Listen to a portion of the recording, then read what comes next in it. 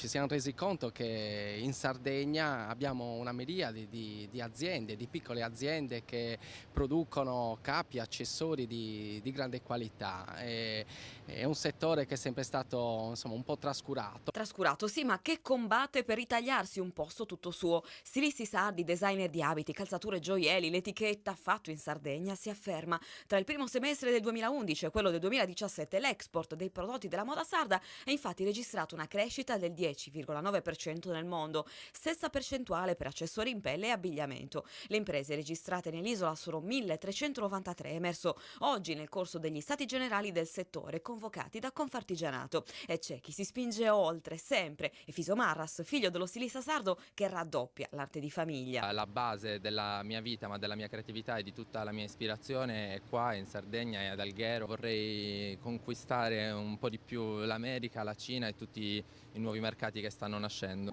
Io sono sempre stata convinta che i sardi, vabbè, un po' per DNA mio, che i sardi avessero una marcia in più, e oggi devo dire che mi sto assolutamente convincendo, vedo che tutta la platea è convinta di questo. Internet è sempre più vetrina per l'offerta e l'acquisto. Il 56,2% dei sardi dai 15 anni in su ha fatto acquisti virtuali e non a caso è nato il portale e-commerce, commercio elettronico per le eccellenze sarde, progetto del gruppo L'Unione Sarda. Opportunità anche per il settore della moda.